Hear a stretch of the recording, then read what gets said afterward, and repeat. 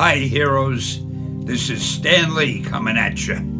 Want you to know, Marvel has always been and always will be a reflection of the world right outside our window. ये जो fictional कहानियाँ होती है, चाहे वो कोई मूवी की हो या फिर कोई बुक की, इन कहानियों की सच्चाई सिर्फ इस किताब के पन्नों तक ही सीमित नहीं होती है, ना सिर्फ इस मूवी के फ्रेम्स में। कभी कभी ऐसी एक कहानी हमारी ज़िंदगी से बहुत गहरे तरीके से मेल खाती है, और ये स्वाभाविक भी है। आखिर इन कहानियों को लिखता ही कौन है? कोई इंसान ही। अब जब भी कोई फिक्शनल कहानी पढ़ते हो या देखते हो, तो कभी उस स्टोरी के ऑथर के बारे में पढ़ने की कोशिश करो। देन यू विल रियलाइज़ कि वो स्टोरी किस हद तक उस ऑथर के लाइफ से इन्फ्लुएंस्ड रहती है। हम लोग किसी भी कहानी में एक्चुअली उस ऑथर के परसेप्शन को शेयर करते हैं।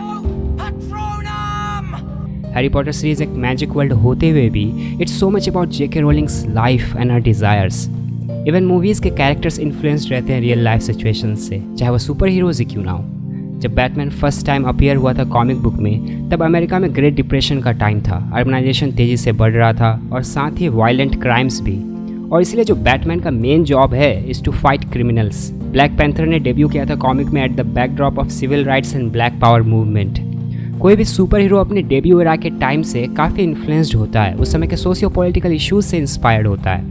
आई थिंक सुपर हीरोज़ एक फिक्शनल रिस्पॉन्स है उस समय के रियल लाइफ डिफ़िकल्टीज़ को टैकल करने के लिए, उस समय के प्रॉब्लम्स को सॉल्व करने के लिए। इसलिए कोई फिक्शनल कहानी या कैरेक्टर बस एक इमेजिनेशन ही नहीं है, बल्कि एक पॉसिबिलिटी भी है। Cinema is a possibility, characters are a possibility, stories are a possibility. Tony Stark, Captain Jack Sparrow, Joker, Batman, ये सारे के सारे एक पॉसिबिलिटी है। और ठीक उसी तरह आज से करीब 78 साल पहले एक पॉसिबिलिटी की तरह लाया गया था कैप्टन अमेरिका को। अभी करीब 9 महीने बाकी थे जापान को पर्ल हार्बर में अटैक करने में। यूएस ऑफिशियली वर्ल्ड वार 2 में एंट्री भी नहीं लिया था। एलाइज पावर की कंडीशन बुरी थी। हिटलर जिस शक्ति के साथ आगे बढ़ रहा था, इससे अमेरिका को एहसास हो गया था कि आज नहीं तो कल they will have to get into fight. और इसी एहसास के साथ कैप्टन अमेरिका स्ट्रीट्स में बिकना शुरू हुआ, लोगों में ये एहसास जगाने के लिए कि इफ़ द सिचुएशन कम्स, अगर नौबत आए तो what do we do Cap? We fight. But make no mistake, Captain America is a symbol of defence not offence. इसलिए उसके पास शील्ड है, कोई अटैकिंग वेपन नहीं। पर वो दूसरी बात है कि टाइम के साथ कैप्टन उसे एज ए वेपन भी यूज़ करता है against bullies, because he hates bullies, चाहे वो नाजीज हो या फ्यूरी हो। We compromised, sometimes in ways that made us not sleep so well, but we did it so that people could be free. This isn't freedom, this is fear. या even Tony Stark हो, जो civil war में अपनी will बाकी super heroes पे impose करने की कोशिश कर रहा था, उन्हें सोकोविया अकॉर्ड्स में साइन करने के लिए। और तब भी What do we do, Cap? We fight.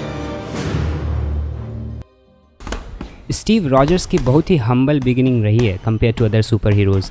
मतलब कि अगर आप सुपरमैन को देखो तो he is a god from another planet. Peter Parker by accident Spiderman बनता है, फिर उसे ये रियलाइज़ होता है कि with great power comes great responsibility. Bruce Banner again by accident Hulk बनता है। अगर हम ब्रूस वेन और टोनी स्टार्क की भी बात करें, द रिच किड्स, तो उन्हें भी कुछ अच्छा करने का इंस्पिरेशन एक बुरे दौर से गुजरने के बाद ही मिलता है। लेकिन स्टीव रॉजर्स इज़ डिफरेंट। बाकी सुपर हीरोज़ की तरह कोई एक्सीडेंट, इवेंट या कोई बुरे सिचुएशन ने उसके मेंटालिटी को चेंज नहीं किया। वो हमेशा से ही ऐसा था। जब वो टोनी स्टार्क से लड़ रहा था सिविल वॉर में, तो उसने एक बात कही थी टोनी को, I could do this all day. और ठीक वही बात उसने उस बुली को भी कहा था जिससे वो मार खा रहा था एक ब्रुकलिन के स्ट्रीट के कॉर्नर में। You just don't know when to give up, do you? I could do this all day. इससे ये तो पता चलता है कि स्टीव की स्पिरिट उसके स्ट्रेंथ से प्रोपोर्शनल नहीं है। उसकी स्ट्रेंथ और उसकी स्पिरिट ये दो अलग चीज़ें हैं। अगर बाय एनी अनफॉर्चुनेट मीन्स उसकी स्ट्रेंथ नॉर्मल ह्यूमन भी जितना हो जाए तो भी उसके स्पिरिट में कोई कमी नहीं आएगा, and that's what makes him so special. और जो सही नज़रिया इसे देखने का वो ये है कि Steve Rogers deserved to be Captain America. उसे पता रहता है कि स्ट्रेंथ की क्या वैल्यू होती है, क्योंकि वो खुद वीक रहता है। ये जो उसकी रिलेंटलेस विल पावर है, या तो वो जीतेगा और he will die trying but he will not give up. यह चीज़ हमें उसके फ्रेंड बकी के लिए भी देखने को मिलता है। चाहे कोई कुछ भी कहे, ही वॉज फुल्ली डिटरमिन्ड कि बकी उसका दोस्त है, और ये चीज़ बकी को भी रियलाइज़ होगा।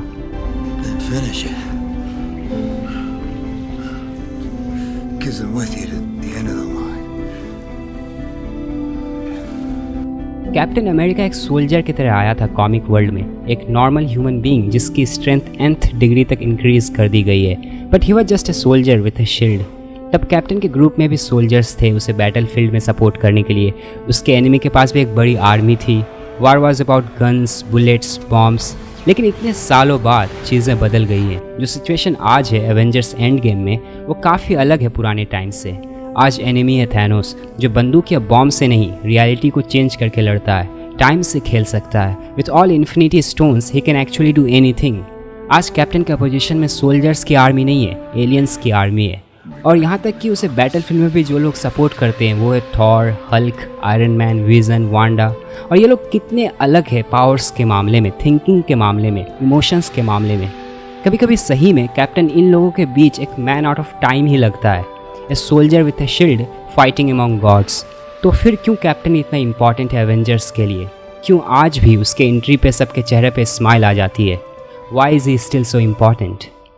Because he can do this all day.